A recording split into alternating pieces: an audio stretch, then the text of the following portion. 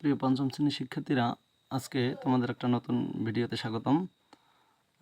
তোমাদের বইয়ের 122 পৃষ্ঠায় এরকম আয়ত এর ক্ষেত্রফল বের করার সূত্র আছে। সূত্রগুলো তোমরা সবাই অনেকেই মুখস্থ করে নেয়, আবার অনেকে বুঝেও পড়ে। আমরা একটু বোঝার চেষ্টা করি।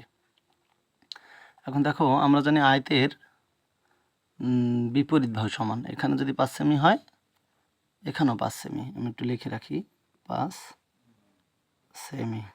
আবার এই পাশে যদি 3 সেমি হয়, তবে এই পাশেও 3 সেমি। 3 সেমি। এটা একটা আয়ত। এখন এর আমি পরিসীমা বের করতে চাই। এখন আমার বুঝতে হবে পরিসীমাটা কি আসলে। পরিসীমা হচ্ছে, ধরো আমি এই আয়তটার এখান থেকে শুরু করে এখানে হাঁটা শুরু করলাম, এখানে, তারপরে এদিকে, আবার এদিকে, সেই আগের জায়গায় পৌঁছাইলাম। মানে জাস্ট সীমানার দৈর্ঘ্যটাকে বলা হয় পরিসীমা। যদি বলে একটা মাঠের পরিসীমা, মাঠের এক পাশ থেকে হাঁটা শুরু করে আবার এই পাশ, এই পাশ, এই পাশ। ধরো আমি একটা মাঠের চারপাশে দড়ি দিয়ে বাউন্ডারি দিতে চাই অথবা বেড়া দিতে চাই, তখন আমার কি করতে হবে?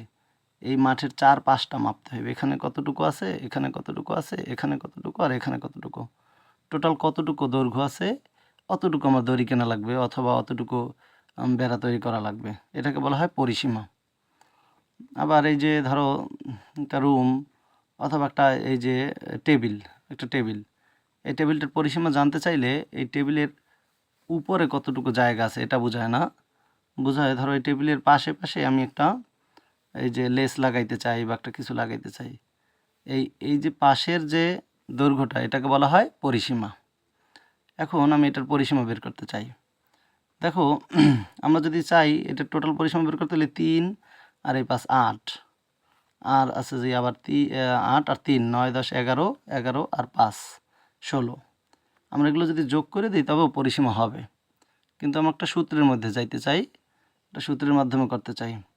এখন একটু দেখি, যদি আমরা এইভাবে করি যে এখানে আছে 5, এখানে আছে 3, এই দুটো যোগ করি, বা আবার এই সেম 5 আবার এই পাশে আছে, আর এই সেম 3 আবার এই পাশে আছে। অর্থাৎ এই 5 আর 3 যদি আমি একসাথে রাখি, একটু দেখি এটা আলাদা করি।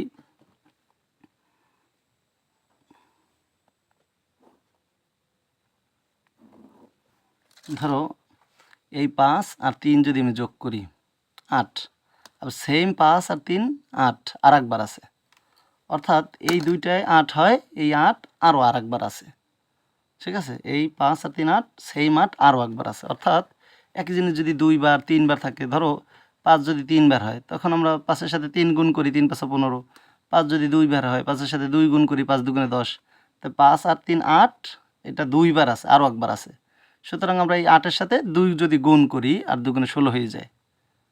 আবার যদি আমরা যোগ করে পাই, তাহলে কত? 5 আর 3 8, আর 5 আর 3 8, 8 আর 8 16। অর্থাৎ এই 5 আর 3 8, আবার এই 5 আর 3 8, এটা সেম আরও একবার আছে, 2বার আছে।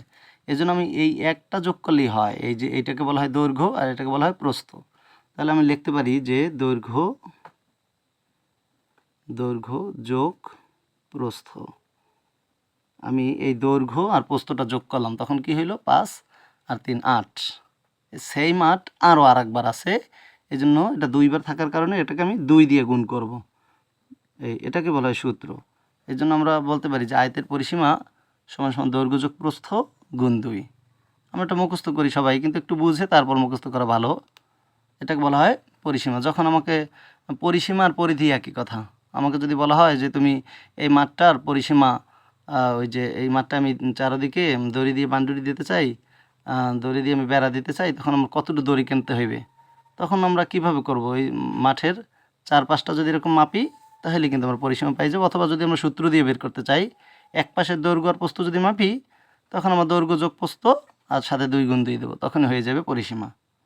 ওকে, এখন আমরা একটু দেখি যে ক্ষেত্রফল বলতে কী বোঝো। এখন ক্ষেত্রফল বলতে এই যে চারপাশের দৈর্ঘ্যটাকে বোঝায় না। ক্ষেত্রফল বলতে এই সম্পূর্ণ জায়গাটাকে বোঝায়, সম্পূর্ণ জায়গাটাকে বোঝায়। ঠিক আছে, ধরো তুমি একটা রুম, এই রুমের ক্ষেত্রফল জানতে চাও, তুমি রুমে টাইলস লাগাবা। এখন টাইলস কি তুমি শুধুমাত্র এই চারপাশে লাগাবা? অবশ্যই না। টাইলস তো তুমি সম্পূর্ণ জায়গায় লাগাইতে হইবে। অর্থাৎ কোনো একটা জায়গার ভিতরে কতটুকু জায়গা আছে, এটা জানাকে বলা হয় ক্ষেত্রফল। ধরো আমি একটা মাঠে ঘাস লাগাইতে চাই, কতটুকু জায়গায় ঘাস তো আমি চারপাশে লাগাবো না, শুধু আমি সম্পূর্ণ জায়গায় লাগাবো। আবার আমি একটা রুমে টাইলস লাগাবো, তখন আমার টাইলস শুধু পাশে লাগাবো না, সম্পূর্ণ মেঝেতে লাগাবো। এখন এই ক্ষেত্রফল বের করতে হলে তখন একটা আমরা নতুন একটা পদ্ধতি ব্যবহার করতে পারি। দেখি, এটা তো লম্বায়, দৈর্ঘ্যতে আছে 5 সেমি। আমরা এখানে আমি আগেই মেপে এঁকে রাখছি সময় বাঁচানোর জন্য। এই যে দেখো, এই 1 2 3 4 এই 5 সেমি, এই যে দেখা যায় কিনা এই 5 সেমি। এখন আমি 5 সেমিকে 5টা ভাগে ভাগ করছি, 1 2 3 4 5, 5টা দাগ দিয়ে আলাদা করছি। এই একটা 1 সেমি, এই 1 সেমি, এই 1 সেমি, এই 1 সেমি, এই 1 সেমি, 5 সেমি। এখন আবার এদিকে আছে 3 সেমি, এই 1 সেমি 2 সেমি 3 সেমি। এর মানে এই থেকে এটুক 1 সেমি, আবার এই থেকে এটুক 1 সেমি, এই থেকে এটুক 1 সেমি, এই মানে এই একটা, এদিকে 1 সেমি, এইদিকে 1 সেমি, এইদিকে 1 সেমি, এইদিকে 1 সেমি।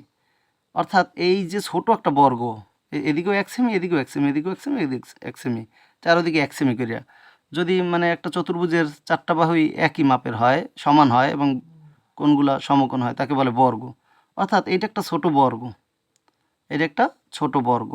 তাই এইটার ভিতরে মোট এরকম কতটা বর্গ আছে, মানে জাস্ট কত বর্গ সেমি, এইটাতে 1 বর্গ সেমি, তাহলে জাস্ট এইটার ক্ষেত্রফলটা কত বর্গ সেমি আমি একটা গুণেও বের করতে পারি। দেখি, এটাতে 1 বর্গ সেমি, 2 বর্গ, 3 4 5 6 7 8 9 10 11 12 13 14 15, এর মানে এখানে 15 বর্গ সেমি টাইলস লাগবে।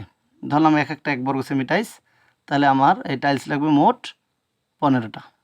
কিন্তু এটা আমরা তো ছবি এঁকে বের করছি, কিন্তু এরকম তো ছবি এঁকে বের করা সম্ভব না, সবসময় সূত্র দিয়ে বের করতে হবে। এখন আমি দেখি, একটু হিসাব করে নিই। দেখো, এই 1 semi 2 semi 3 semi 4 semi 5 semi, এর মানে 5টা সেমি, এখানে 5 বার আছে, 5টা বক্সের মতো আছে বর্গ। আবার 3 সেমি, মানে প্রস্থতে আছে 3 সেমি, অর্থাৎ এই 1 2 3। এখন এই যে এই ক্ষেত্রফল, এই 5 এক এক লাইনে এই দৈর্ঘ্য বরাবর 5টা আছে, 5টা বর্গ সেমি, 5টা সেমি আছে, অর্থাৎ 5টা বর্গ সেমি আছে। তাই এই 5 করিয়া কয়বার আছে, দেখো একবার, এই একবার 5, আবার এই লাইনে আবার আরেকবার 5, আবার এই লাইনে আবার আরেকবার 5, 3বার 5 আছে। অর্থাৎ আমরা একটা গুনলেও 15 হয়, কিন্তু আমরা সূত্র দিয়ে বের করতে পারি যে এই 5 করিয়া 3বার যেহেতু আছে, তাহলে 3 5 15, মানে 5টা করিয়া 3 লাইন আছে, এক লাইনে 5, আর এক লাইনে 5 10, আর এক লাইনে 5 15, এরকম যোগ করেও বের করতে পারি। অথবা একই জিনিস বারবার থাকলে গুণ হয়, আমরা জানি, যেহেতু 5টা করে 3বার আছে, অর্থাৎ যেহেতু 5টা করে 3বার আছে, তাহলে 5-এর সাথে 3 গুণ করতে হইবে, তাহলে 5 গুণ 3 = 15, তাহলেও কিন্তু 15টাই হয়ে যায়। এখানে আসলে 15 বর্গ সেমি এর ক্ষেত্রফল। এখন তাহলে আমরা কি করতে পারি, দৈর্ঘ্যতে আছে 5 আর প্রস্থতে আছে 3, অর্থাৎ শুধু এই দুইটা গুণ করলেই হয়ে যায়, আর বাকিগুলো আর দরকার হয় না। অর্থাৎ দৈর্ঘ্য আর প্রস্থ গুণ করলেই আমরা পাই যাই, যেখানে 5টা করে যেহেতু 3বার আছে, 3 5 15, অতএব এর ক্ষেত্রফল 15। তো আমি লিখতে পারি যে দৈর্ঘ্য গুণ প্রস্থ। তাহলে আমি পাইলাম যে আয়তের ক্ষেত্রফল সমান সমান দৈর্ঘ্য গুণ প্রস্থ, আর আয়তের পরিসীমা সমান সমান হচ্ছে যে এই দৈর্ঘ্য যোগ প্রস্থ গুণ 2। ওকে, ধন্যবাদ, আশা করি তোমরা বুঝতে পেরেছো।